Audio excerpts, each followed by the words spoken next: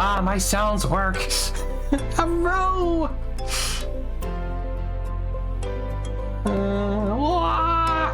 Oh my. I know.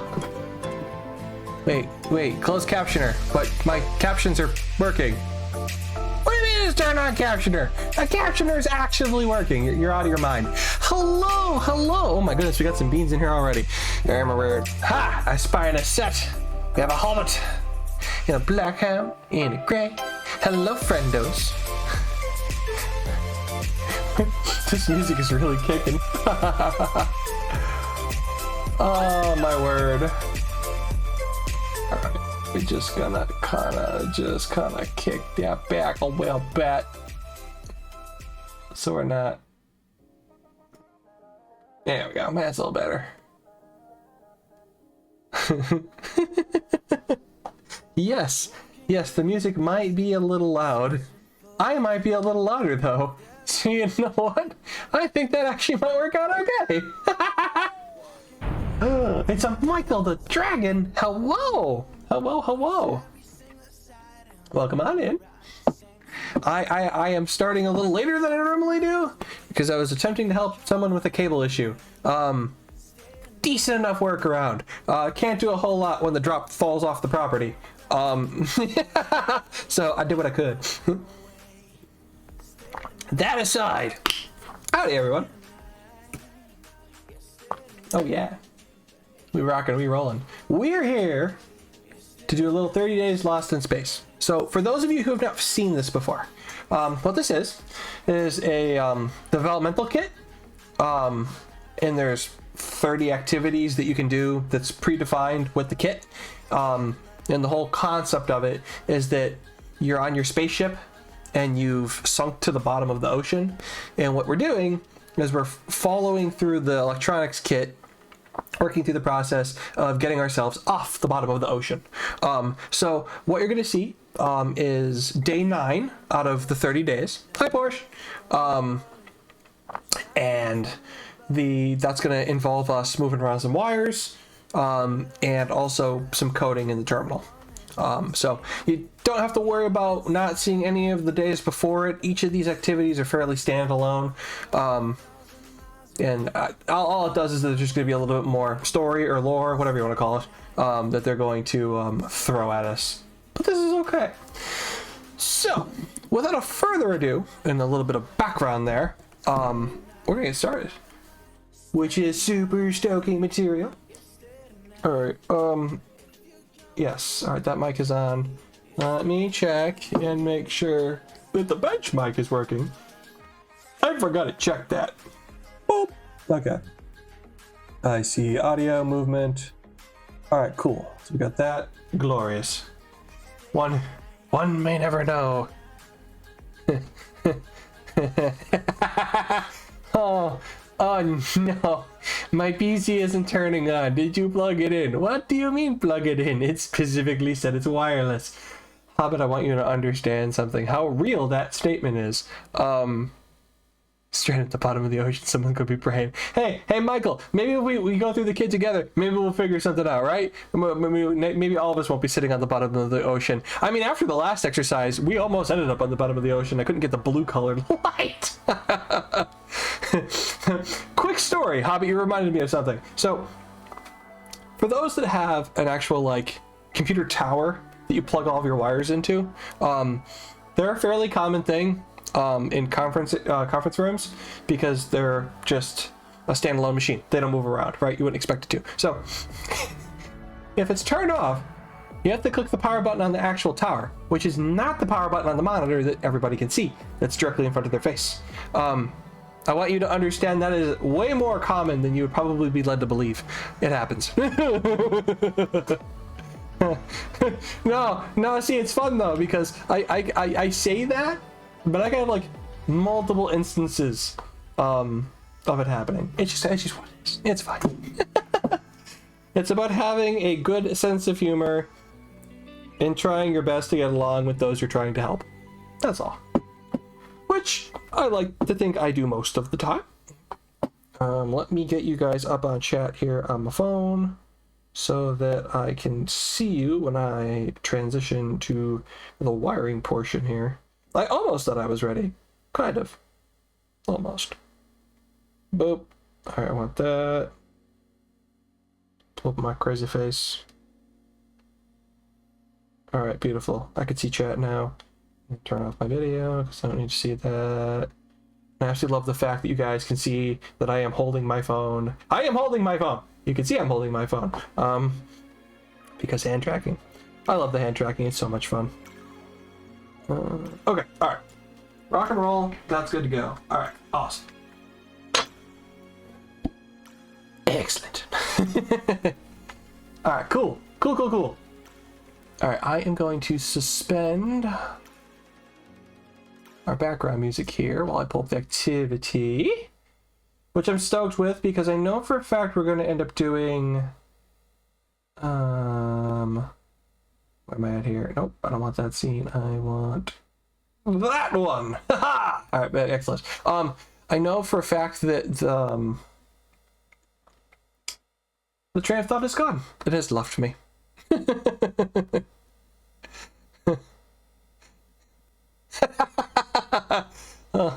Oh no! Don't say that. No, see, hang on. It's 2 inches in front of your face, and the brightness is at 100%. There's no blue light filter, and the audio is all the way up, and there's probably no case. Okay? This is what happens. You just work through it. I mean, I've had people hand me their phone saying fix it in some capacity, to which then I sometimes have to turn the brightness down. I think it's only happened once or twice where it was like so blinding I couldn't even look at it. And I'm like, hang on, let me turn on some additional lights so I could see. It's crazy. But yeah, so for those of you who have not seen this before, this is the activity. So we're going to have a little bit of action here from the video. We're going to listen to a little bit of that. And then here is our wiring diagram that we will be hooking up. My bench camera is not the best, but I will try my best to show you what I am up to. Whoa. Ah! That's an axe.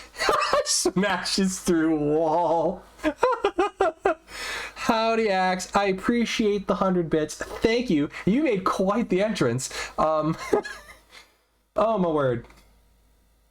You are mad lad. I appreciate you. Thank you. Okay, I need to suspend that. We get this. Okay, good.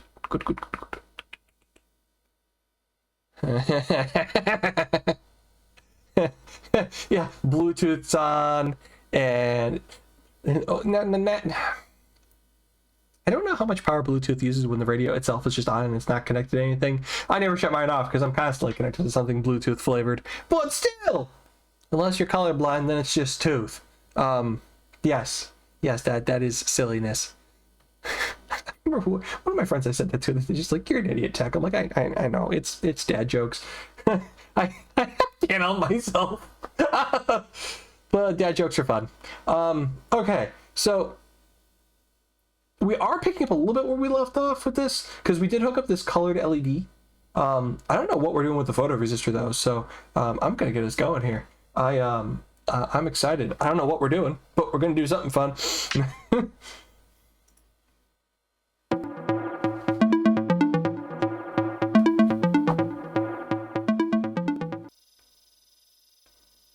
We do love dad jokes. Am I right?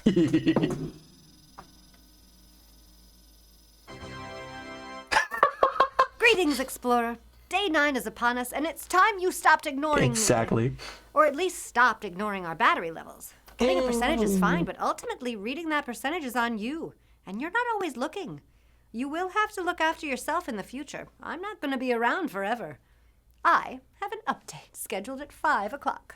Oh, Let's boy. set up an RGB LED rag status light. Wow, I think that's the most TLAs I've said in a sentence. Oh, gosh. You know what LED stands for. Uh-huh. RGB stands for red, green, blue. And when you combine these 3 colors in different intensities, you get all the colors of the rainbow. RAG is Hell another yeah. TLA, or 3-letter acronym. And that Okay. stands for red, amber, green, otherwise known as a traffic light system. Ooh, Now, enjoy your there are pizza a lot there, of Porsche. decisions to be made on this mission, Explorer. Fortunately, we don't have to make any of them. We'll bring these new ways to compare things, and we'll use a new command, else if, to catch any crazy stuff in the code. Ha! Else if is another conditional operator. Right then, since we're not adding any new hardware today, we'll dive straight into the code pool. Our mission? To create a color-coded battery status indicator using our trusty RGB LED. Imagine this, Explorer. A bold green shine to signify a robust battery level, a shifting amber for when power starts to wane, and an urgent red pulsating from our little RGB LED as a warning when the battery drops too low. My mind's eye could wander forever. Let's make it happen. Remember when we used the photoresistor to regulate our charging speed? Now we're taking it up a notch. Every loop cycle, we'll work out the battery percentage. Then we'll test that percentage. If it's within a certain zone, we'll make the light a certain color. The second step is to use conditional logic to give our ship a color-coded mood ring. Let's see. Green, brimming with power, 50 to 100% and raring to go. Amber, keep an eye on it as we're between 25% and 50%. Okay. Red, danger zone. We're below 25% and need to seriously consider charging up. You're smart, Explorer. Our RGB LED only has red, green, and blue colors. Where's the yellow? Well, we can get yellow by mixing a little green with a little red. A true artisan of code you are, Explorer. Now let's get this show on the road. In order to make our color-coded power-level dreams a reality, it looks like we're going to need a few more tools in our coding toolkit. It's time to get to know some of the more sophisticated comparison operators. Allow me to introduce you to our new friends. Greater than or equal to. Greater than, less than or equal to, and less than. Ah, and let's not forget about their pals, the logical operators, and or. These operators allow us to make more complex... I'm gonna pause this for a quick second. That's interesting because certain languages will use the double pipe symbol for or. I know in PowerShell it's usually just dash and then the word or. The logical operators and the comparison operators between programming languages, they function to do the same thing, but how you write it is known as the syntax can be different. So in this case, we're using greater than or equal to, less than equal to with the symbol and the equal being on the right side of the operator. Hi, Riga. Oh, Porsche, I know what video you're talking about. How hard it was to invent blue LEDs. I listened to that. It was actually an accident. By the way that they like layered the parts of the LEDs. I forget what they call it. But it's by the way that they layered the LED sandwich, and they like shot gas in from the left, the right, and from the top. That was the thing no one else was doing to then make it thin enough or something to make it happen. I don't know. It's been a while since I've seen it. It's an interesting watch, though. Absolutely. Yeah. So yeah, exactly. Super fun. That was a very interesting listen to. But yeah, this thing, the whole comparison operators. So if you dive into anything programming related, you're going to see more of this. This is just kind of the tip of the programming iceberg, as we'll call it. Complex decisions in our code. To start, the greater than and less than signs are likely familiar to you. These symbols are used to compare two values. For example, 5 is greater than 3 returns true because 5 is indeed Potentially. greater than 3. The less than or equal to and as long as it greater belongs than in the or blender. equal to operators extend this comparison. Don't break it How or about yourself. this? Is 5 greater than 5? No. We might need a condition where a value is both greater than and equal to another. And that's why these chicken footprints are very useful. I knew you'd catch on fast. Chicken foot. Now, I've never onto heard the it called logical that before. operators. Okay. And is a binary operator that requires two conditions to be true for the overall expression to be true. Stay with me now, Explorer. Blended Let's the break it best. down. Imagine this. You're planning to leave your cozy spacecraft to explore the boundless wonder that is space. Hi, Pyrex. Extravehicular activity, or EVA as we like to call it. You would only go if both your suit was functional and the exterior conditions were safe. Clearly, only when both of these conditions are met would you step out of the spacecraft. I mean, maybe. Or, you don't know. slightly different. In this case, if either condition is true, then the overall expression is true. Picture this. You eat if you are hungry, or you eat if it is mealtime. If either condition is true, It's chow time. Greater than or equal to, and, or, decisions. It can be a lot to think about. That's why we code Explorer, so machines can make the tedious decisions for us. At this time, you may indulge in the highly beneficial instructional material that I have gathered, cached on the computer. As you know, I've also added this to your mission resources for future reference. Good luck. Haha. Hello, everybody, and welcome back to Day. Hello, goodbye. Wee. Nope, I'm here. I'm a do it. I'm gonna do the thing. I'm a little confused, to be honest with you, because she said we're not adding any additional hardware, but I know right now that Day 8 was just hooking up just the LED. The photoresistor is new to this particular diagram, so we are going to be adding some hardware. I think that was just an inconsistency in the video, because we absolutely have to hook up this other circuit so that we can use it. Otherwise, that's not going to go terribly well. Michael, what? Oh, just a line under. Yeah, I know, a line under the operator to indicate or equal to. Which again, I get it. Oh God, Porsche, you need food. Don't not eat. That's no good. You need that. Oi. Hi, Pyro. Welcome on in. All right, get some tunes back on. Okay, so first things first, I need to make sure that I also have these in the same areas as the current diagram, because if not, I'm gonna have to move some wires around. So let me get this over to the bench. Exactly. Especially breakfast. Breakfast is so unbelievably important, because then your body doesn't want to work. I need that one. There we go. Okay. Alright, I got that on. Beauteous. Okay, so let me see what I have versus I need to bring chat over here. I'm kind of stupid. Let's try that again. Alright. Ah, yes, Axe. We are hooking up. We're adding a little bit more brains to this.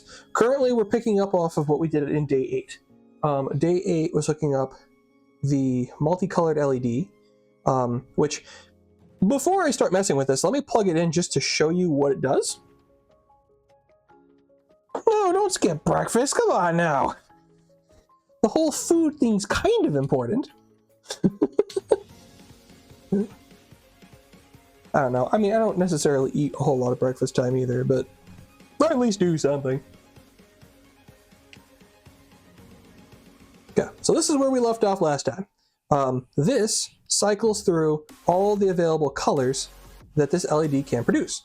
And then it picks, I think it picks and chooses a couple of random ones, and then just cycles through this endlessly. Which then, if I kind of show you at a bit of a slight angle here, there we go. Yeah, well, you can make it out. Oh, here, that actually works out better. Let me show you the reflection on my hand. Beauteous. Yes, so we have that, and that's currently hooked up to the lay breadboard. We can disconnect that now because we have more wiring changes we need to make. I am always of the mind that if I'm going to make a modification to this, that I remove power from this end. Because if I accidentally touch something I shouldn't, I'm not worried about getting shocked. I'm worried about burning out the components or damaging the laptop.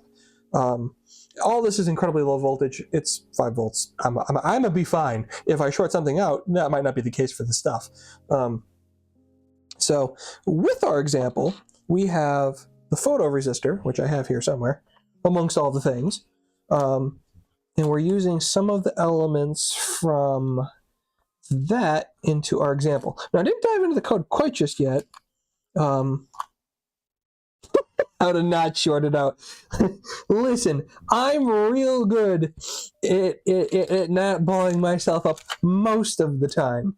Fun side story, while I'm looking for these parts, there was once upon a time that I was working on a piece of equipment, and I wasn't necessarily sure if one of the components was functional. and I did a really stupid thing to check to see if that was the case, with it plugged into voltage, mind you, which it was, again, another stupid thing I did. I did not degenerate the item. No, I didn't do that. That would have been a smart thing to do. No, fairness, this was quite some time ago. Well, I guess not that long ago. It was long enough ago that I could pretend that it was a while ago. But I took my multimeter to test for or no, I wasn't testing for voltage. I was what do you call it? I was bridging because I thought one of the components needed voltage that didn't. Don't ask me why I did it. I didn't have a wiring diagram. I had no reason to believe what I was about to do was going to make a useful change to the equipment. Well, sparks came out of it and I lost some facial hair. So, fun fact, don't randomly connect things. It's a bad idea. Now, in all fairness, that piece of device was going to end up in the garbage anyway. So, I didn't do it out of complete stupidity. I did it out of complete curiosity, which was kind of also a really bad option. So there's that. I'm not doing myself any favors.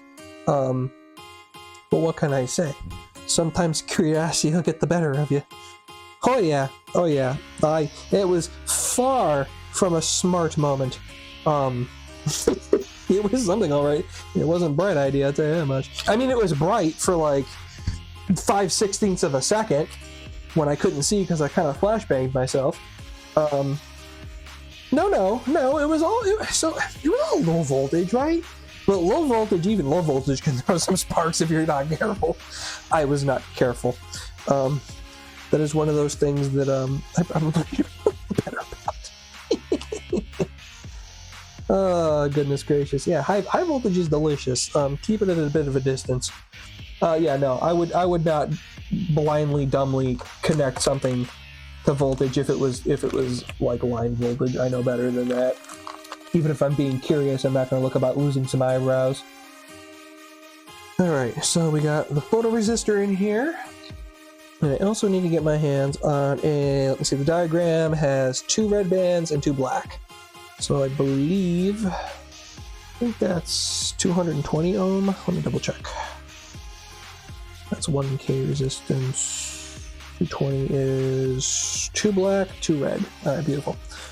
What I'm looking at to indicate that is the paper on this actually has printed on it 220R. So that's 220 ohms of resistance. And if I had a color chart in front of me, I would know that by just looking at these colored bands. For those of you who've never read a resistor before, the way it works is the very far left band is the tolerance band, and that's either going to be in gold, black, or gray, I think are the different tolerances. I believe the gold one is 5% tolerance, and then you just read from left to right. So black, red, works out to 220, which is what I need to fish out here. And I'm pretty sure I already have one of those out here, that's a 1K, that's 1K. So am I already using them all? I am using them all. Okay, that's fine. Toss those back in there.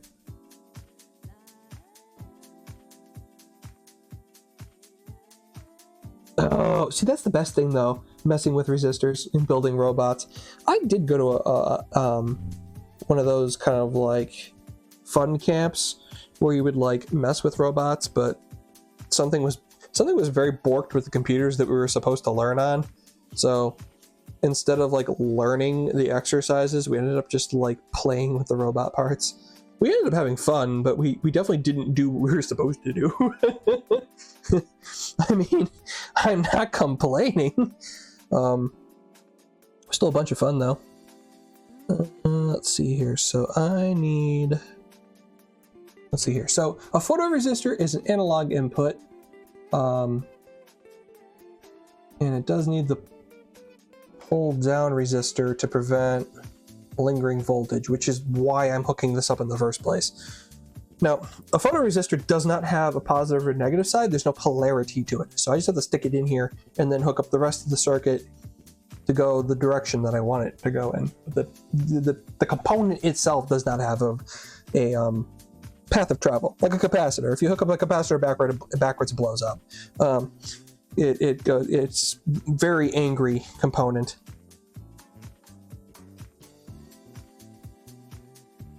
What am I looking at here? Went through welding training, protected the the bears, the beard. Yeah, that's fair. that's fine. I mean, I've only blown off my facial hair like maybe once while doing this kind of stuff. So you know what? I'll take it. It's that's what we call it's called a lesson. As long as you only need to learn it once, usually you're in pretty good shape for the next run around. I'm trying my best to not require those kind of lessons, but occasionally, every once in a while, I get a nice reminder. I love those. The learning experiences. Let's see here. Alright, so I got our 220 ohm resistor here on the left leg of the photoresistor. And then I need to ground out the left side of the resistor. So I'm going to do that with the brown wire. And let me see here.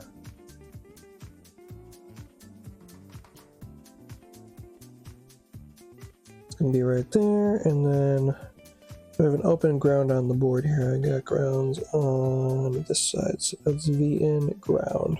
Okay, cool. And then I need to hook up. So I'm doing this slightly different than the way the example shows it in the diagram. They're using the grounding rail. I'm just plugging this directly into another grounding plug that's on this board. It's exactly the same thing. I just don't really feel like changing up the wiring since I have an available ground right there. I don't really need the grounding bar. I only needed one more and I already have an open slot, so I'm gonna just use it.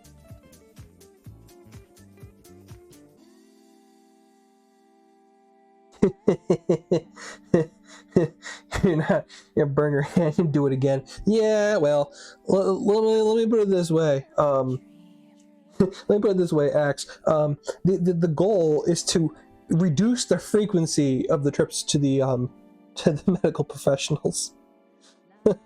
It may not be perfect every time, but we can try.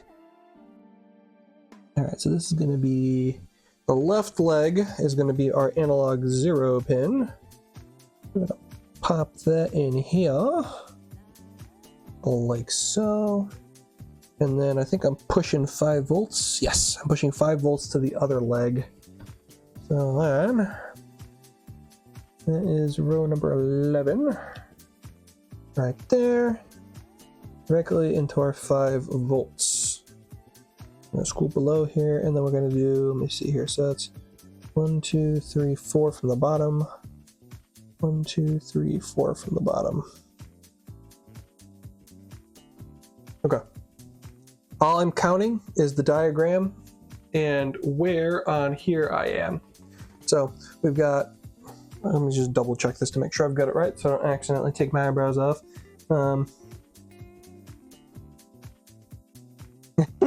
That's fair, Blackhound. I play with a low voltage. I like keeping all of the current things on myself in the same place as when I started. I just like to consider it common ground and not staying grounded. Staying grounded in reality, not electrically speaking. Okay, so we're using pins 11, 9, 10, and 11, and I believe that was the same as the previous exercise. 9, 10, and 11, those are correct. And then the LED is grounded. Okay, so no changes need to be made to the multicolored LED, which is good. And then we've got a ground on the left side of our resistor, which I have here. That plugs into ground. And then our analog read is on the intermediary leg. So it's plugged in on the left leg here of that guy, and here. That's our read. And then the right leg goes into 5 volts. Okay, so the way that the electricity is going to travel through this. In the multicolored LED, the second pin is ground, right?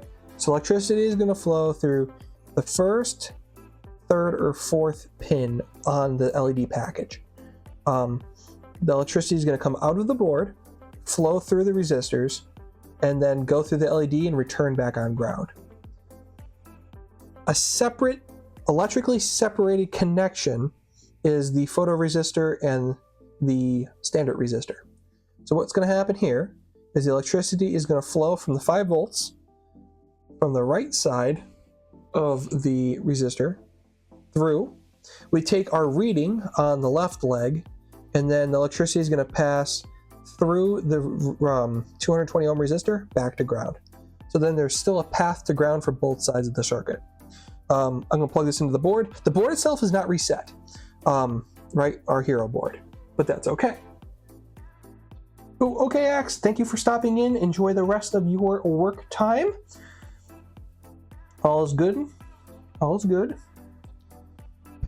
The circuitry from the previous exercise was only working with just this stuff.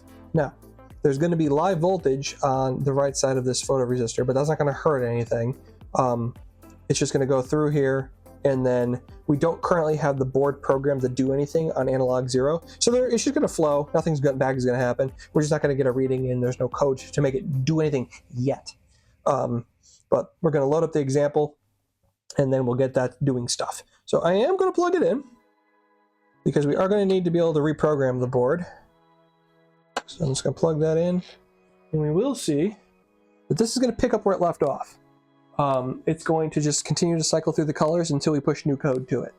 Like I said, since there's nothing going on with the photoresistor, I can cover it, which will prevent light going to it, but it makes no difference because the circuit is hooked up, but we haven't programmed any logic into it, so it's not doing anything with it yet. Let me get me back down to the terminal, and then we're going to start doing stuff with it. Chat, I'm going to leave you right there.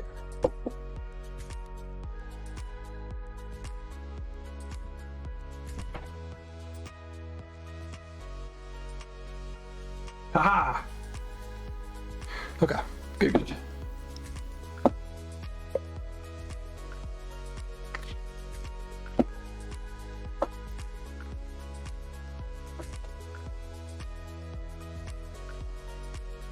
Okay, so yeah, so to show you a little bit better what I hooked up. So this stuff was already hooked up, and I don't have this ground wire connected to the grounding rail. I omitted it because I didn't need it. I just hooked up my ground here to one of these available grounding plugs on the left side of the breadboard. And that, I am gesturing and you didn't see any of that. Let's try that again. This wire is not hooked up. But my ground that would normally go to this bus bar, I just plugged in directly over here by the red wire, which is perfectly fine. It's not going to hurt anything.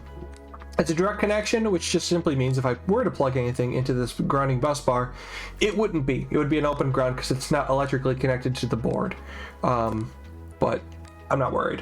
It'll be fine. So let us dig into what we're doing here. So I'm going to first minimize the exercise and get the IDE open so we could do some stuff and things.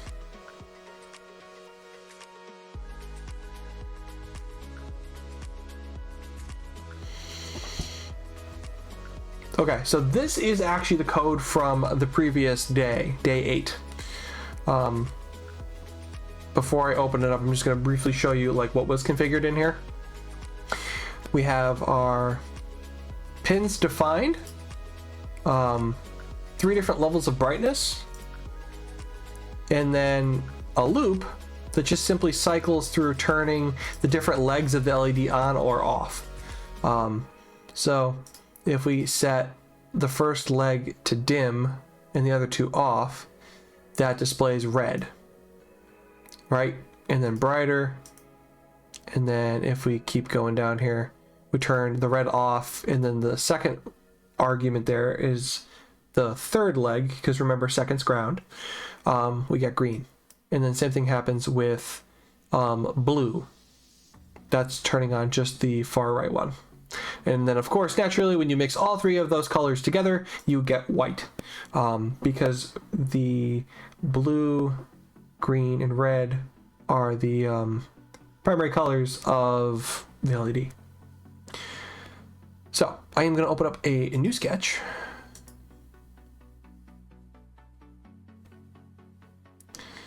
And this is going to be saved as day 9.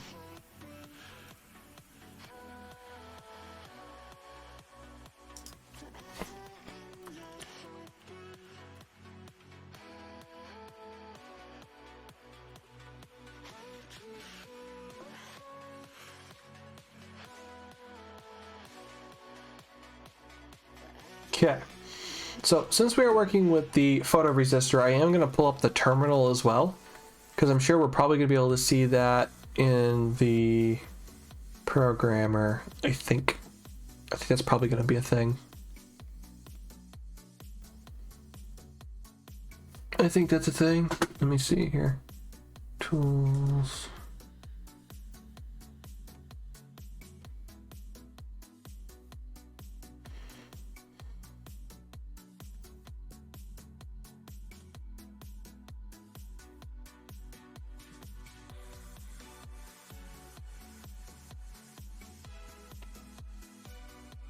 Mouse, can you? Thank you.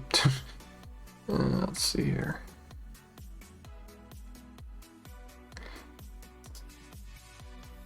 Serial monitor. There it is. Okay, I'm just gonna scoot this down a little bit. I don't need it all the way up here.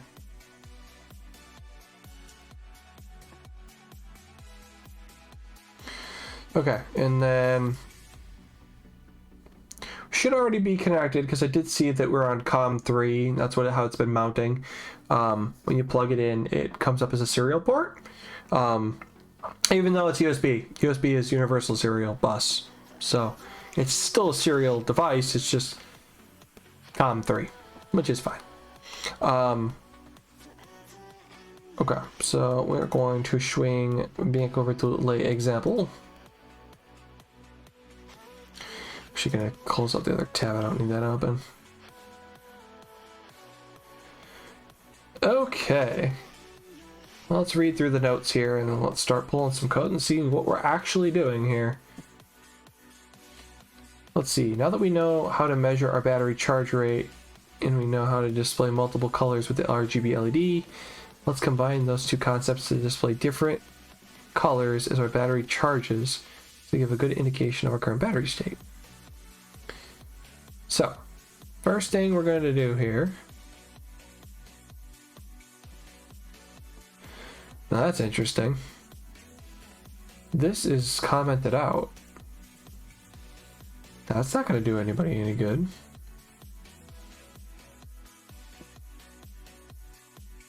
Okay, I think I found another mistake in the example. Yeah, it totally is. We need that. You can't not use that. Yeah, let me show you why that's a problem. Oh wait, no, that's not commented out. It's just a similar color of gray. Okay, I was gonna say, hang on a minute. I'm like, you can't have an example without this stuff that allows you to use the Arduino. That's better. Sorry, I misunderstood that, the coloring on that. Yeah, so if you don't have the Arduino class, you can't interact with any of the things that allow you to interact with the real world. So we won't be able to program any of the pins on that developmental board without this being in the top. You must include it or it won't work. None of the code you write will work without it. I'm a little surprised in their example here. It's the same color though. It's basically the same color as the comments. Comments don't compile. So when you're looking at code, a block comment, which is what this thing is, it started with a / and a star, and then type whatever you want. And then at the bottom, you do star / again. Everything between those two markers is ignored by the compiler. So you can write whatever comments you want. Now a single line comment in this programming language is 2 /, which means the compiler is going to only ignore what's on this line. I'm just bothered that this is just dark in color. Okay, so that out of the way. let's see here. So our photoresistor will give us a reading of the current light level, which we have done in the past.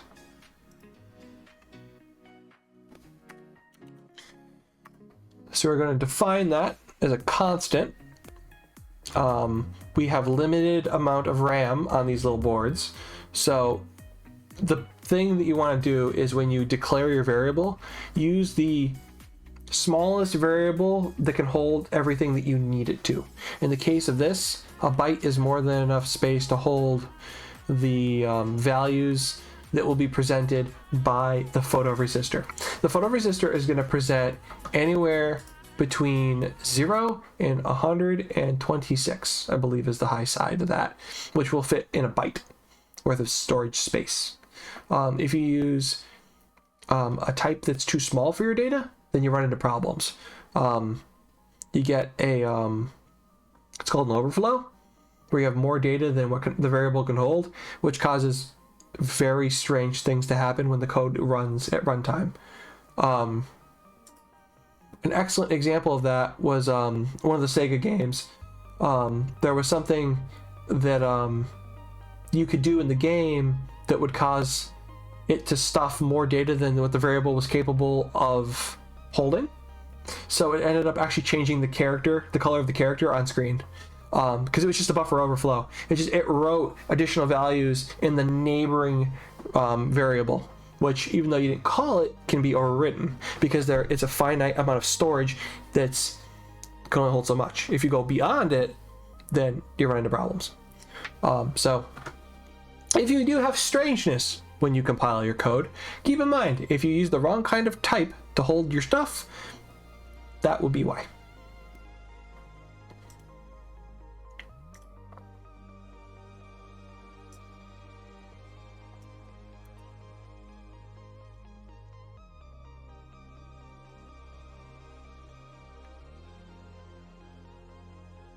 Oh, the void functions down below. Oh, huh.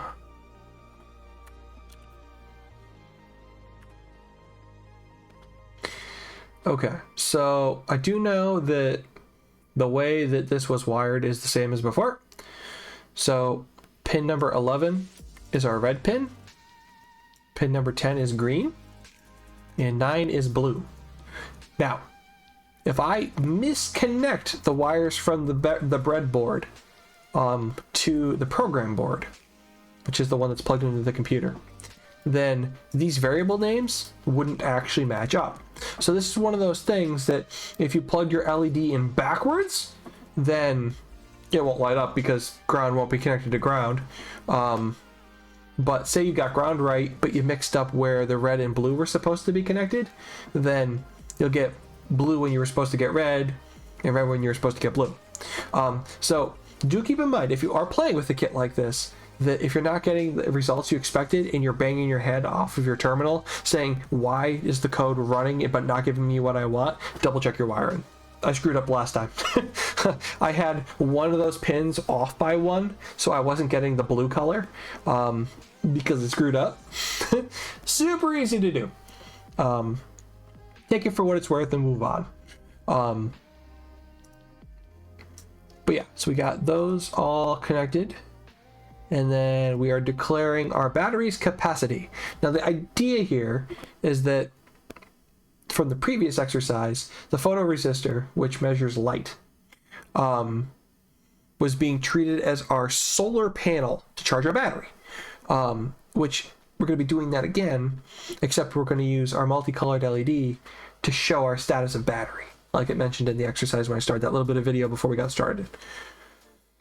The capacity of the battery in this example is trivial, right? The maximum capacity of our battery is 50,000. Now that could be milliamps, it could be amps, it could be whatever it wants to be.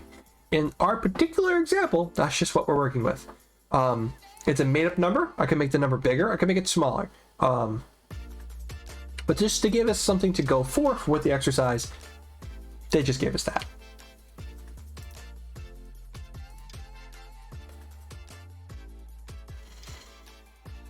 Okay, looks like the next thing we're doing here is declaring some stuff.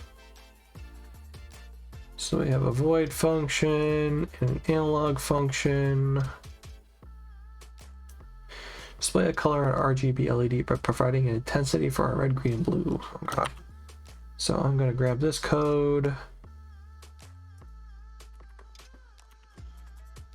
Toss that up here. So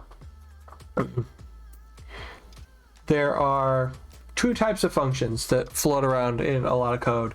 Void functions, which means you call them, and they give you something.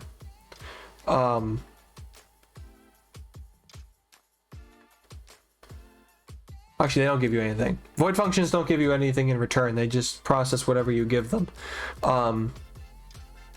A function that returns something would be you put something in and it spits a value back out. Void functions don't spit anything back out. They just do something. In this case, it's going to be controlling the LED. But to the terminal, there's nothing that's returned. So we won't see anything in the terminal for the when the function for display color comes on. We'll just see the light change pretty colors. Which who doesn't like pretty colors? Am I right?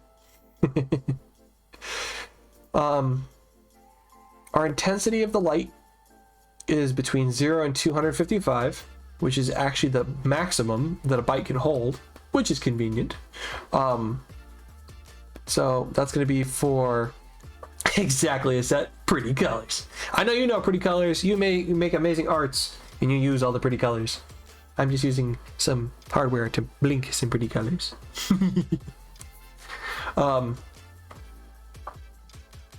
Yeah, you get hacked. It's okay. You can hack all you want. Hackety hack. You do good work. Right to me. Speaking of which, you made my amazing emotes. For those of you who are here, check out the emotes. This amazing Venus set made them. Okay, so we got, yeah, red, green, and blue. And looking at this, I love that tomato emote. My God.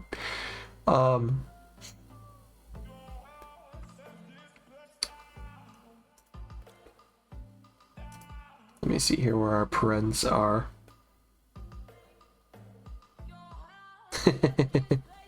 Nagy love indeed. Okay, so between these two parentheses, this void function requires input of 3 variables: the red, the green, and the blue. And then inside of the curly braces, we have the actual thing that the function does when we call it. So the function won't work if we don't provide something for the 3 variables that are at the top here, which in this case is red underscore intensity, green, and blue, right? The function, what it actually does is it calls on analog write, which changes the intensity of the red, green, and blue to the respective value that we pass in the code. So it says here that we're write the red LED intensity using PWM. Now, let me scroll back up into the exercise here. I want to point something out.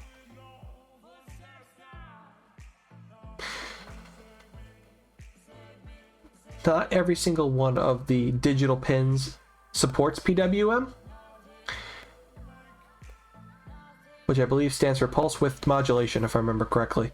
The little tilde symbol, which is the little squiggly line that's next to 9, 10, 11, 3, 5, and 6, all support PWM, which pulses the voltage in a way that would be similar to turning down the voltage. LEDs don't really like changing voltages.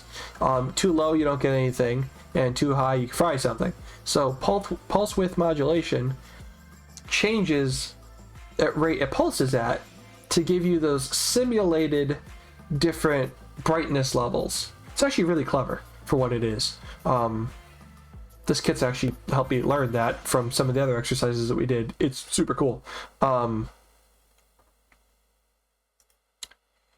And by calling on our right here, we're using the PWM that's built into those pins that's hard-coded in the board to change the brightness level. Now that we've got that, we're going to do our void setup.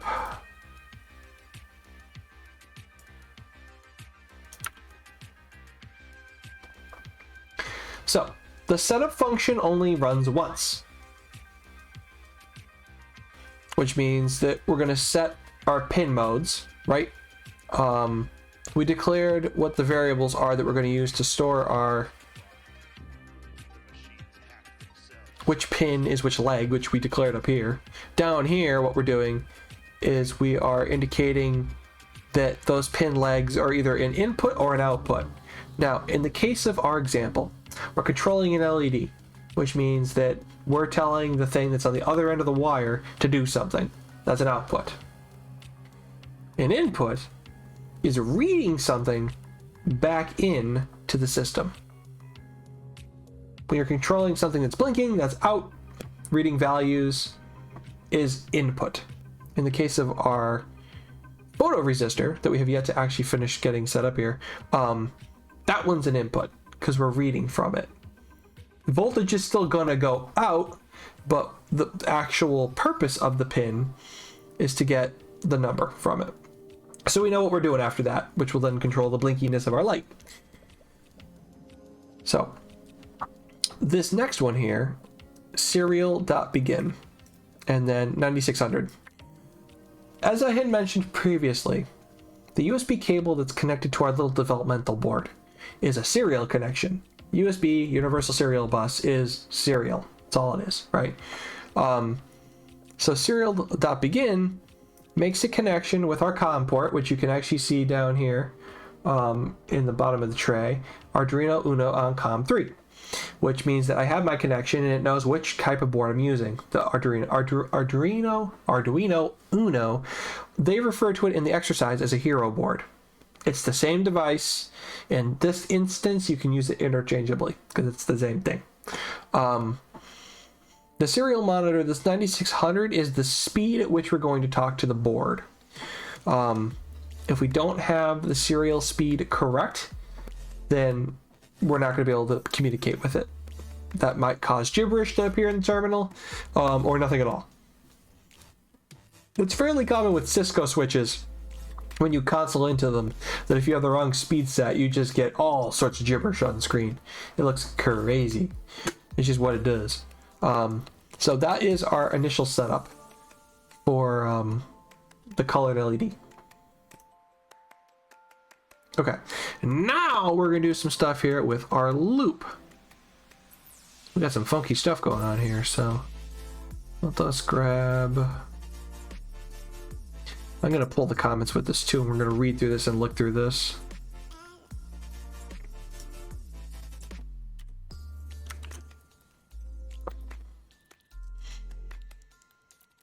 All right, let's do a little reading. Use static because we need this variable to maintain its value across multiple loops and runs. So the battery level is static at 0. Current battery charge level set to 0 for first time use. Okay, which is fine. Battery level is then plus equals to analog read of the photoresistor pin.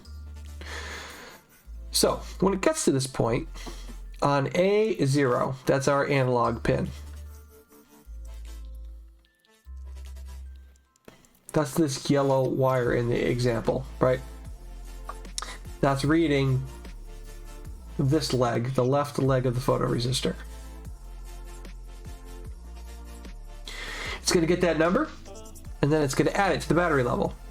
Now we know the first time this loop runs that the battery level is set to 0. So 0 plus whatever number this spits out is going to be added back into the battery level. Now in different programming languages or your own preference, you might have the battery level start to be one variable and then to store that result into a newer variable instead of overriding or appending to the variable you have. It's something simply, what happened? Things happened. Taz! Hi, Taz! Thank you for stopping on in. Thank you for the follow. I am here geeking out over electronics, can you tell? Oh, my word, my word. In this example, we're just appending to the battery level that we have. I kind of prefer to use a different variable to store the result of two of them being worked on. So adding into something or working what you have. I don't know. It's personal preference. In this, I'm fine with it. I can read it. I understand it. I know why it's here. Not a bother. But I just know that there are other ways to write this that still work. So you might see it a little different if you're helping somebody else. All right, so let's see here. There's a new Jabu in chat. Ha ha! Oh, I've got the tag team here. Whoa! How is the cookiekin? Let's see here. So then we have, I think this is that Band-Aid code that we saw last time. We can't charge the battery higher than its capacity. Set the level as full if it goes over. Okay, so this is more of a housekeeping item. Well, that's good to hear. So that our battery level never indicates that it's overcharged. In a real world scenario, it's not going to ever read more charge than what it can hold. That's not going to happen. The battery would fail before that would happen. But in the case of this example, the reason this is a thing is because we hard-coded that the battery holds 50,000 units. And the photoresistor, which is going to be treated like our solar panel that's going to charge the battery, will give us a value anywhere between 0 and, I want to say it's 125? Oh, no, I don't think they included that in here. Regardless, the charge that's going to come, quote unquote charge, those values when are just blindly added to the battery level, gives the opportunity for there to be enough iterations of the code to eventually go more than what it can hold. So this just simply says that the battery level is equal to the battery capacity. So if the battery level, when is added to, goes to 50,200, well, then it just takes the capacity that we declared up here, which is right there, and just sets it equal to it. So then we never read that we have more than what we can hold, because batteries don't work that way.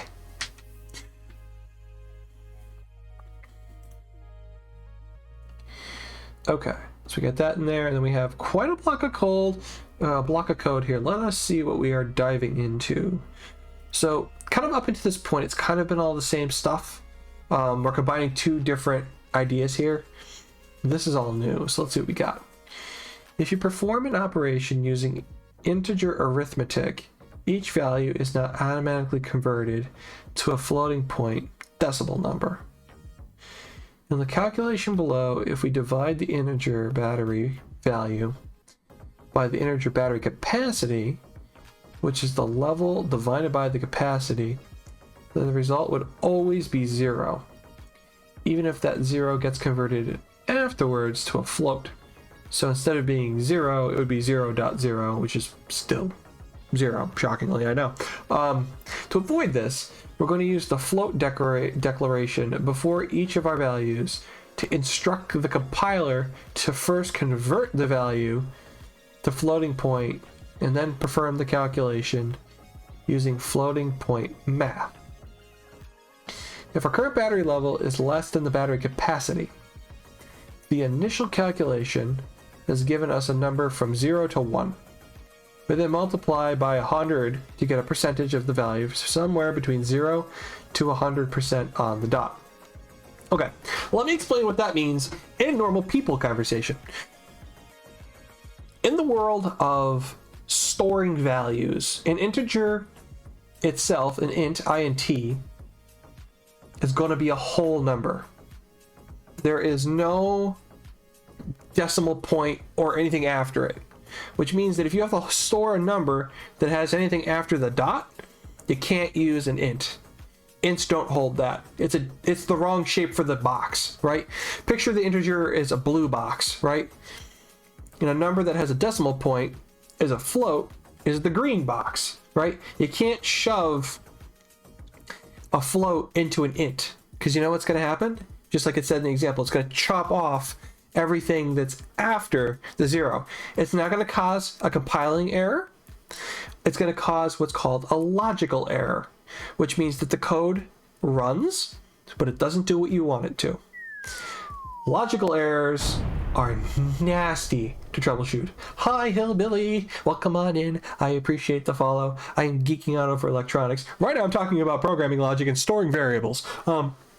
Because frankly, they're a little bit of a nightmare. The reason that math can't just be held into a math, right, or just the name of the variable, right? If you use a fairly hefty compiler like PowerShell, you can set a declaration on what's going to go into that. You could tell PowerShell that you're going to hold a string or a number or a double or a float, but you don't have to, because PowerShell just accommodates for it and you don't have to think about it. In a little board like this, you need to think about it because you don't have the luxury of extra RAM. Quite literally, you don't have the programming space for it, which is why we have to be delicate on what we choose for how we hold what we need to store. So when we're going to do math that involves something after the decimal point, it must be a float. That's not something that is going to just jump out at you. If you used an integer, like I said, it's going to run through all the process of doing the math and then ignore you. It's going to drop everything after that period. So this is just one of those concepts of programming language that feels a little obtuse, but once you understand why you're doing it, then it's not so bad. I hope I haven't confused the bejeebus out of anyone here. Questions? Does that make sense? In the way I attempted poorly to explain it. Just genuinely curious if anybody's lost on that. Is that that's probably about the best way I'm gonna be able to describe what it is. The colored container idea is what I like to go with for something like that. All right. Well, for those of you that are confused, I try my best to bring you along. You're always lost. Oh, well, I said I hope it makes a little bit of sense. It's troublesome. Programming concepts. That's just it. This is programming concepts, and it's. I'm gonna treat this like drawing. Just start doing it, and you figure out what you need to do as you go along. Like a lot of other things. I don't draw. The Hedgie does. The Hedgie's also improved massively because Hedgie has continued to draw. I program, so I beep and boop, and I do this on the internet, and I know that because I've played with enough of this stuff to get the practice. Practice, folks. Practice helps add a little bit of an understanding to it.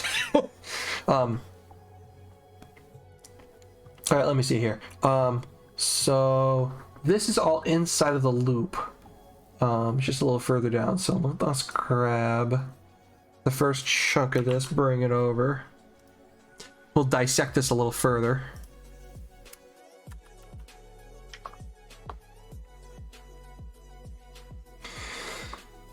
Okay, so as it mentioned, the percentage of the battery. So this is, we're declaring a new variable. We're telling the compiler that this percentage is a float.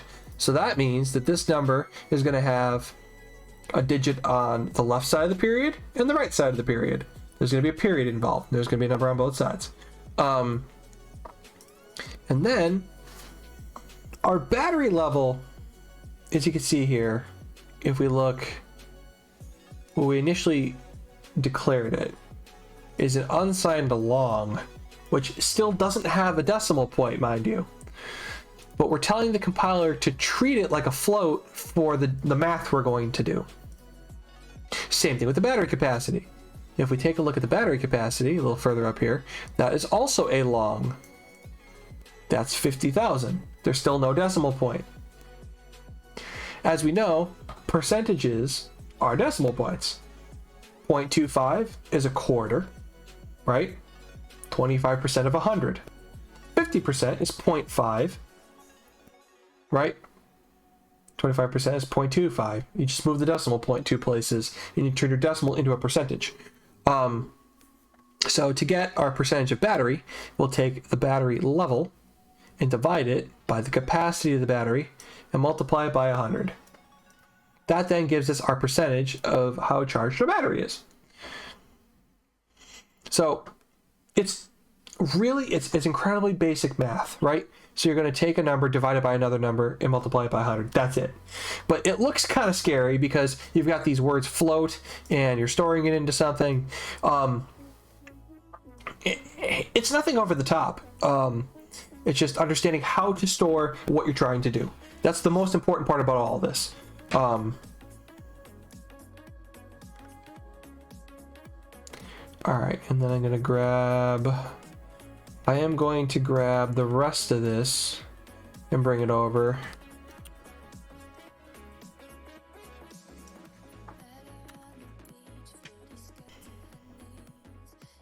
All right, and now I'm going to save this. I haven't saved the entire time. Probably should do that.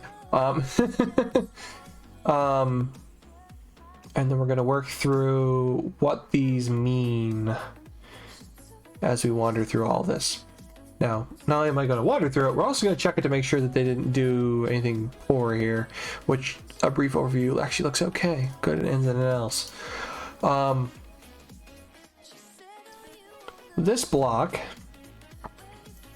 right here is a block of if, else statements. So this block of code is treated like that. It is a chunk, right? You can't just grab the beginning or ending of it. You need to bring it over as one big thing, because this is going to go through some logic, and then we do something based on that logic.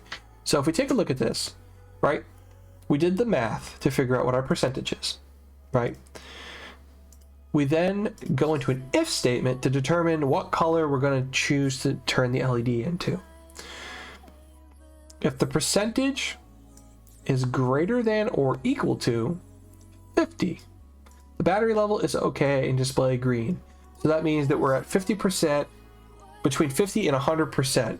Now you will notice here that it's just greater than or equal to, which means that our battery, right, looking at this percentage, if this didn't give us the percentage out of 100, this statement would still be true if the value of percentage is over 100, right? Now, the way our math works from this up here, it's going to be out of 100. But understand something. This statement would still be true if it went over 100. In this example, that's not a problem. But if you do have code that could potentially lead to that value of percentage being over 100, know that that will still process, because it falls into the category. It's greater than the value that we have here. That's just a little bit of thought outside of what the actual example stands for. So green, as we know it, first one is red, then green, then blue. So to display green, we're going to set our value of 128, which I would imagine is probably full brightness. I actually don't recall what the maximum value is for that color, which is fine. That's not a bother. That gets us a green light. Now, if this first statement isn't true, say our battery is at 5%, well then that is not greater than 50, which means that it will not display the green color, and it goes to the next part of the if, else, if block, which is right here. Else if the percentage is greater than 25, and, which is the double ampersand, it is less than 50. Notice there's no equal to here, it's just less than 50, then we're going to display a yellowish color. Now, as we know, this LED doesn't have yellow, but we're going to mix two different colors together to get yellow. We're going to turn on the red and a little bit of green. That gets us our yellow, right? So full red and a little bit of green. So 128 and 80. Now these values you could play with to kind of get, you know, the color you want. But for the example, that kind of gets us where we want to be, right? Now, this is important because this is another thing that could potentially be a problem by what your code does. If you're ever doing something where you start with an if and you have multiple conditions you're checking into that move into an else if, the last thing always has to end in an else to complete the block of code. The compiler will let me do else if right here, but then if that case isn't captured farther down, you have a logical error, and that could cause trouble in your code later on. This is a fairly airtight example, so I don't really foresee any actual issue here. But looking at our statements here, anything that's less than 25% is going to fall into this else, which means any value from whatever negative that this could potentially hold up into a positive value that's just below 25 will fall into this case statement.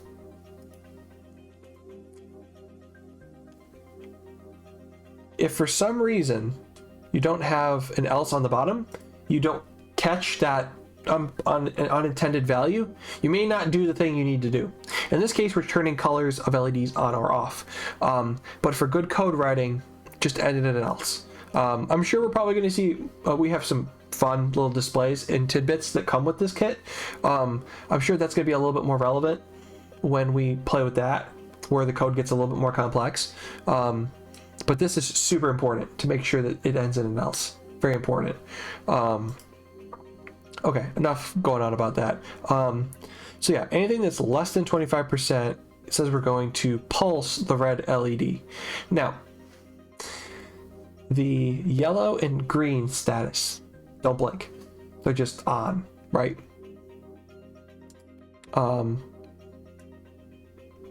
Now, this display color thing actually is calling the function that we wrote further up. So you'll notice like the whole pin declaration and actually using the PWM to change them doesn't exist down there because we're just calling the function. So instead of having to write this 3 separate times for 3 separate colors, you just write the function once and you reuse it 3 times, or as many times as you need to. Functions are reusable. You can reuse them as many times as you want. Here's the beauty of it. If you have a mistake in your function, you only have to change it in one place. If you rewrite the same code multiple times over, instead of making it a function, then you have to fix it multiple times over and make sure that you don't make a mistake and forget to add something, or forget to change something. It prevents trouble in the water.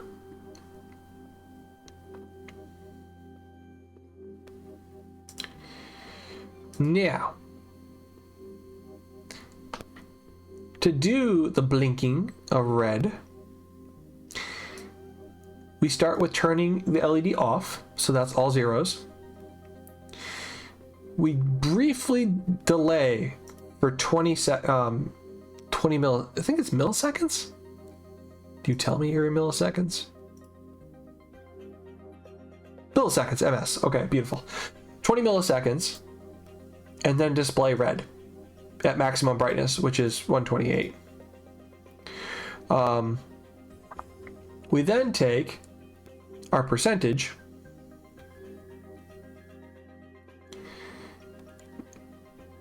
by doing serial print. It displays our percentage like 12.34 without new line. Now, this is a really good comment right here, and I'm kind of glad they put this in all caps. What does new line mean? New line is the enter key. So if I hit enter, what do I get? I get a new line, right? Without a new line indicates that you print the number, and then whatever you want to print next goes directly after it. Now in this particular example, that's exactly what we want, because we're going to display the number, and then we're going to append the percentage symbol right after the number. Now this one is print with the LN, which indicates this will be a new line. So it'll be the number, the percent symbol, enter. So that stitches on the little symbol to the end. Now, the terminal does not care whether the percentage symbol is there or not. This is a perfect example of when the code is written something for human consumption. We won't know what that number means if we don't tell ourselves what it does. What is that number for?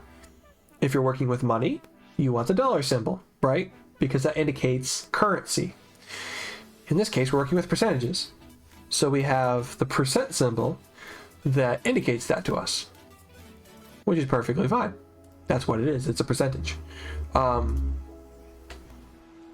So after that, we're going to then delay 100 milliseconds, which is 1/10 of a second, and then displays the values. It slows it down so that it doesn't display the percentages super fast in the terminal. Plus that also gives more time for the quote-unquote battery to charge, in my quotation marks, my air quotes, so that it doesn't just quickly run from red, yellow, green really fast. That kind of gives this a bit of a more simulation that this is a battery, right? Because it would take time for the battery to charge. If I wanted to simulate this to be even longer, I'm going to add a bigger delay, which I'm going to end up doing. Just not yet. So I'm going to show you this example from a serial monitor perspective first. I'll reset it and then show you what the LED's up to. Sound good? I think it sounds good. So I'm going to click the verify button to compile my sketch. So this is checking to make sure that I've gotten the syntax correct, that it can go to the board. If there's a syntax error where I'm missing a curly brace or I'm missing a semicolon, I can't send it to the development board because it won't compile. So just quickly running the check first to verify that I didn't miss anything is a great place to start to make sure that the code's correct. Now don't get me wrong, if I don't do that and just tell it to send it, it'll still error, but by doing the verify, it'll try to tell you what line the problem's on. The reason I say try is that sometimes it doesn't get it right. Sometimes it'll put a line, a squiggly red line, that there's a problem on the wrong line because the problem's further up or further down. Mixed results with that. We're going to upload it.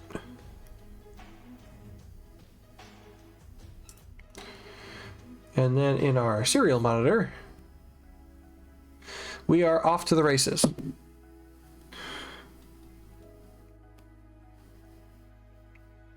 My head's in the way. Let me see if I can pop that window out.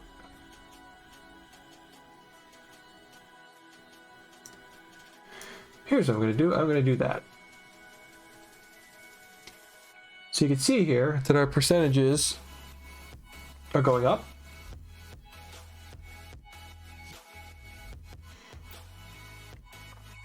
Now 100 milliseconds is a good enough slowdown to give you an idea of getting through the colors.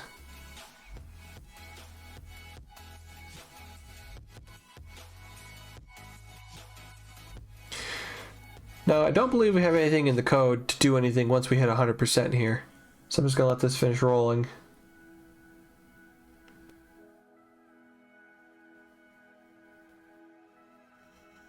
Almost there.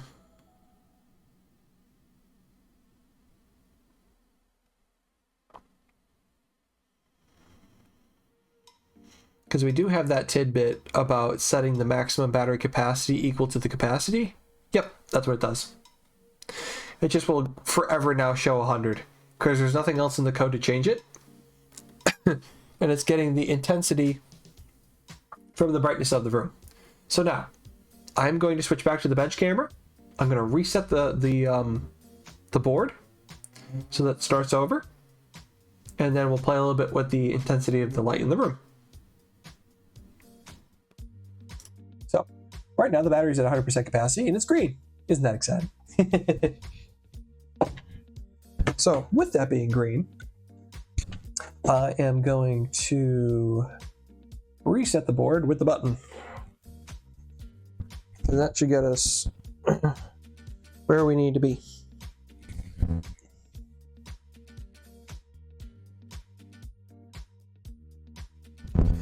Okay.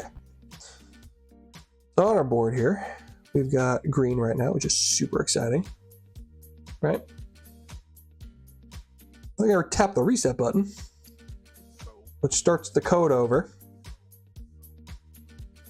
And right now we've got blinking red.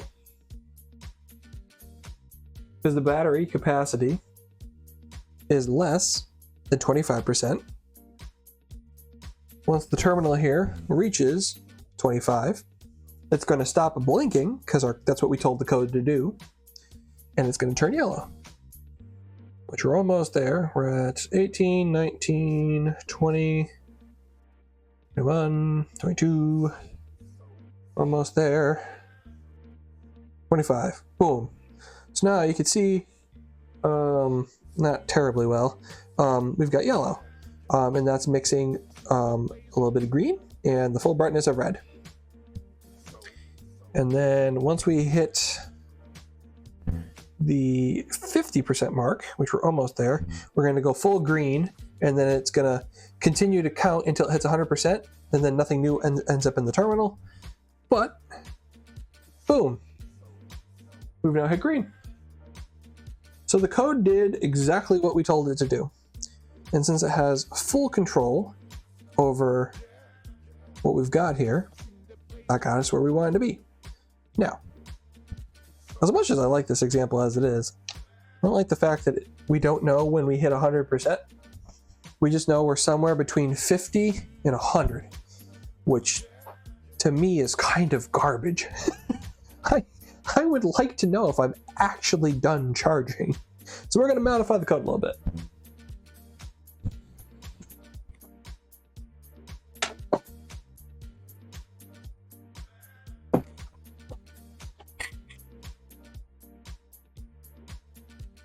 Okay.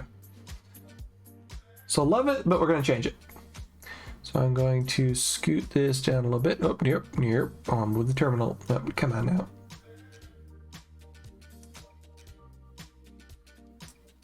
There we go.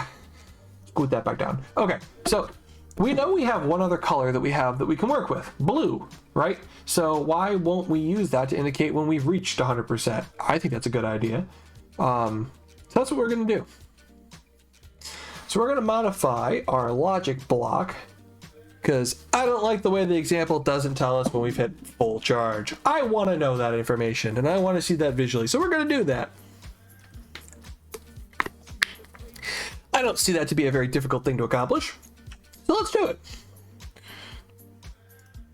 Now, the way our code is written right now is that anything greater than 50 is at the top of the example. I want to know when I've reached 100%. So I want a value that's greater than 50. Well, I can tell you something right now. If I put that further down in this block, that's going to cause me problems. I'm going to put that above the 50%. So we're going to first check to see if the battery's fully charged. So we're going to modify this a little bit. First, give myself a little room here. And then I am going to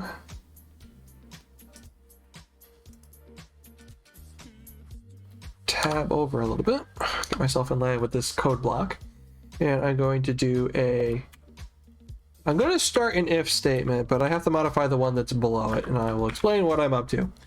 So I've got this.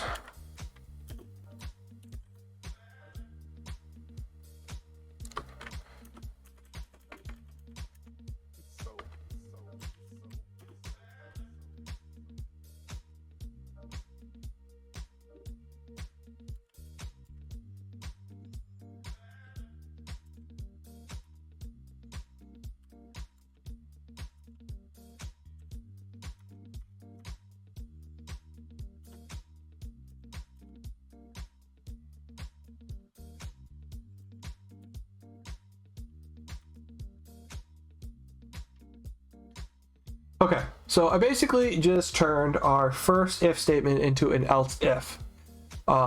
Because we first want to know if the battery's fully charged. If it's not, well then the battery is somewhere between 50% and 100, just not at 100. So what we're going to do is we're going to check if percentage is equal to 100 on the dot.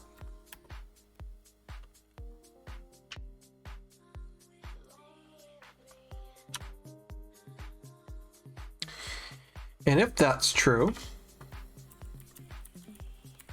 we're going to display color. So I'm going to call on my function.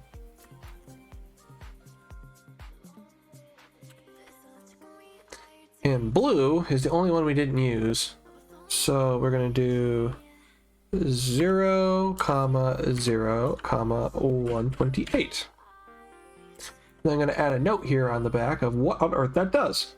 So to add a comment, I'm going to use the double /, and I'm going to say the battery level is fully charged.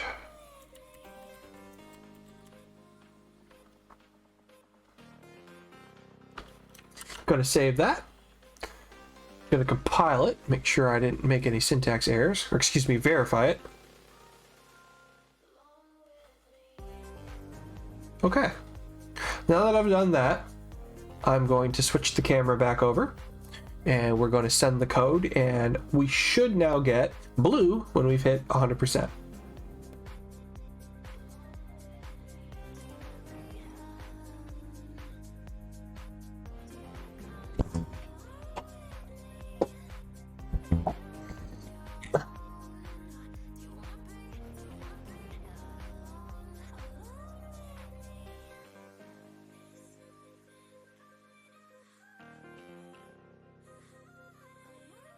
Oh, you know what? I resent the code, but I didn't reset the board. So I am fully charged. That's what's showing in the terminal. So let me hit reset. Oh, nope. Hang on. I made a mistake. I made a mistake.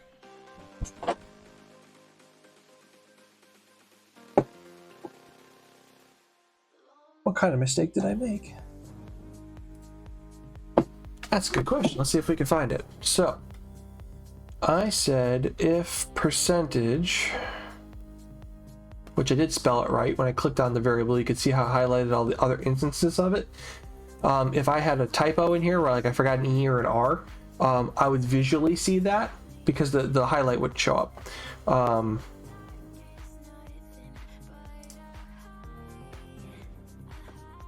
So if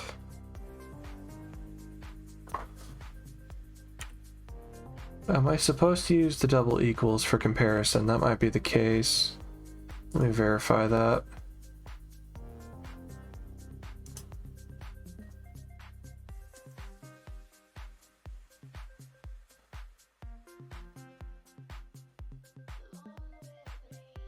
Yep, that's what it was. I set it equal to in the if statement. I didn't compare it. The comparison operator for yeah, that was my bad. That's a small mistake. The equal symbol is just the single equals, which you can see right here. To compare if something is equal to something, you have to use two of them. Small mistake. See, syntax error. That's a perfect case of a syntax error. Or excuse me, a logical error, not a syntax, because the syntax got compiled but didn't do what I wanted. So it was a logical error. All caused by me. Fantastic, I know. Okay, so I'm gonna reset the board one more time just so you can see it cycle through all the colors.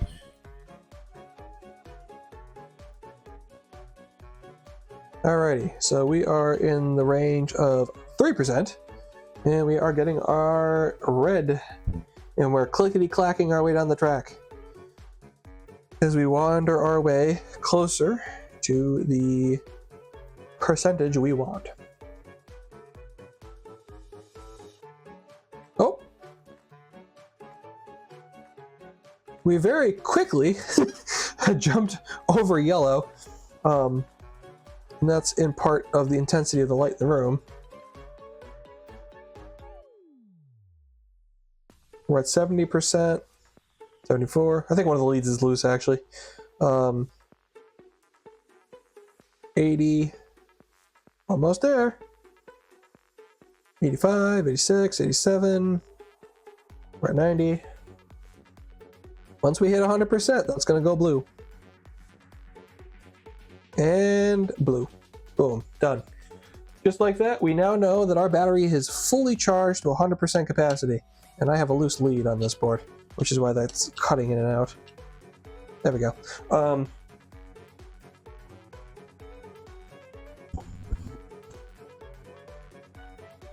And as advertised, see, 100%.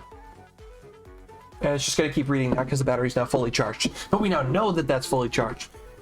When you're working with colors to indicate something or to sort something, it's incredibly important to have a legend to indicate what those colors mean. Blinking red on something that is related to a battery, in my mind, would mean that it's probably not good. It's probably not all that well charged, right? That seems kind of self-explanatory just because of the way that our brains work. But for every other color in between, without a legend to tell me what they mean, wouldn't do me any good. Yellow kind of feels like middle of the road. Now, would I prefer blue to be the value that's before 100%? Because in my mind, green's the winning color, right? That's 100%, which I kind of think I'm going to because I can. But without a legend to tell me that, I wouldn't know what that was for, right? So here, we're going to do that real quick. I actually would prefer green to be fully charged and blue to be the 50% tile, which is easy enough to change. All you have to do is modify this slightly.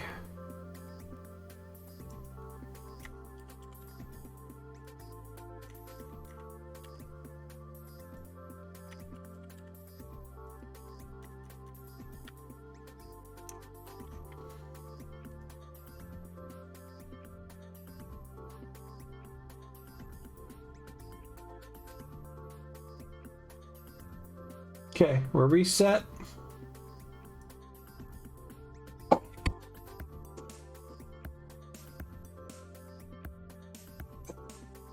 I'm not getting any traction, so I think I have another loose lead. Love that.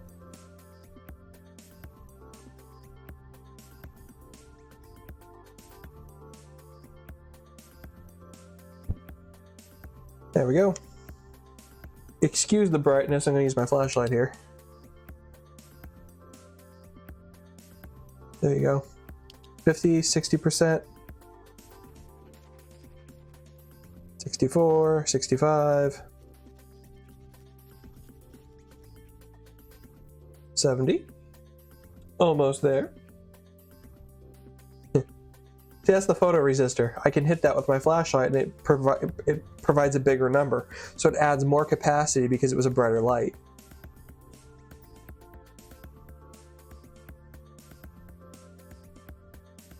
And then we're at 90, we're closing in on 100. Once we do, we're going to switch to green. And it's all auto magic because of the way we wrote the code. Boom, green, done, case closed, battery's fully charged. We now know where we're at. Now, like I said, without like a sticker with the legend to indicate what those values mean, you obviously wouldn't know, right? In my mind, green is usually the end of something, meaning it's completed. That may not be true for everybody else. That's just how it works in my brain. But without something written down to indicate what that means, you're not doing yourself any favors. So, with that in mind, I'm actually going to add a legend to our code to indicate what's going on here. I omitted most of the comments that were in the existing code, but I am going to add some of my own here.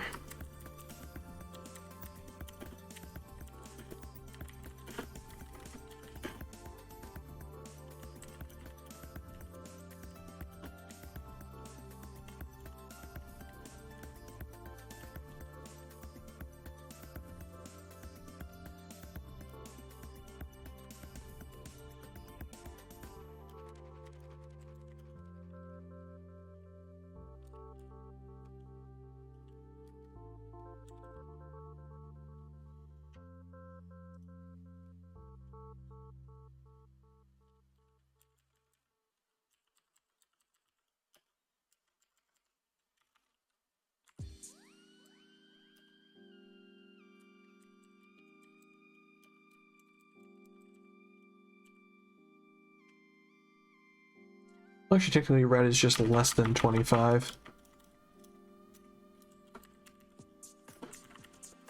Because technically it still can go less than 0 in the way that the block's written. It could accept that. Between 25 and 50.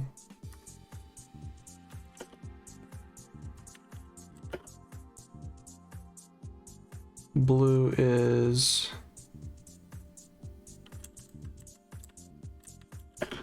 between 50 and 99, and green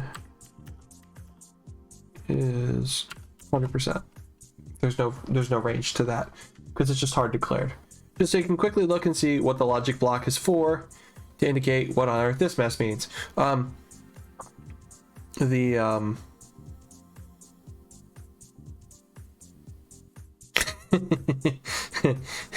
I mean, yes, Porsche is a bit of a snooze fest, but I mean, it's coding. What do you expect? Sometimes it's a little snooze worthy. But yeah, no, I feel better about that. I like it that way. Which, interestingly enough, if I look up here, yeah, we did declare. Oh, that's funny because in this example we declared the blue pin, but we didn't actually use it until I used it down here. Well, technically we do have all 3 colors available to us, so why wouldn't we include that in the function? That's just good code writing. The function could accept 3 values. We only needed green and red for the exercise, but we included blue anyway.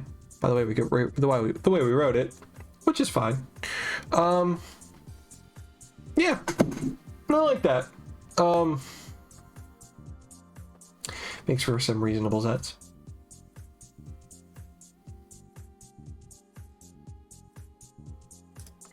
So, with that in mind, what are we thinking?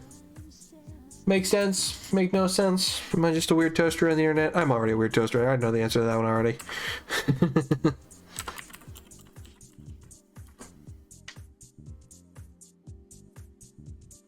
That's one of those aspects of this that I find fun.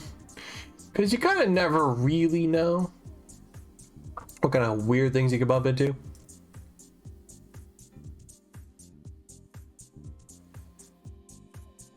Alright, beans. I think it's about time that we're going to go say hi to another bean. Let me see who we have that we can go say hi to, and we can come up with a little bit of a raid message. Let's see what we can cook up here.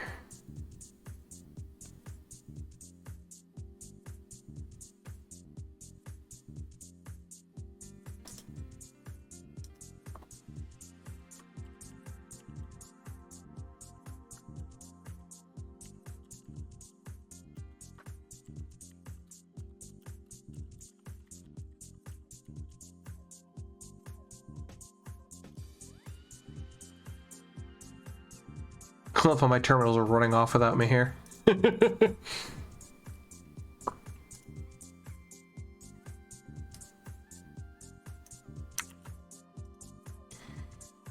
Okay. If you would like to, that'll be our raid message. And we are going to go say hello to the hound.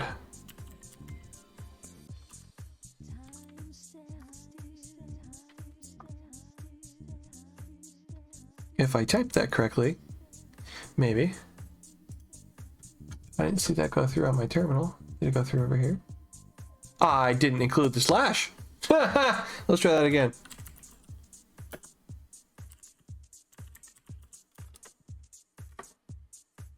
There we go. Helps if I type the whole command. Shocking, I know. Hound is a new streamer. Super fun to spend time with. I would imagine.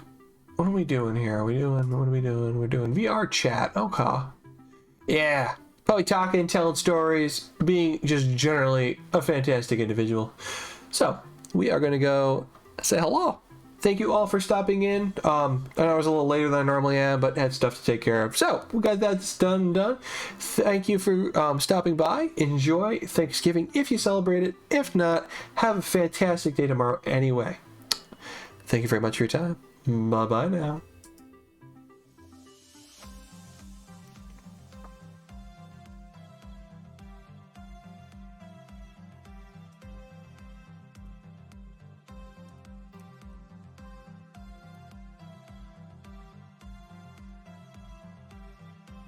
The rain.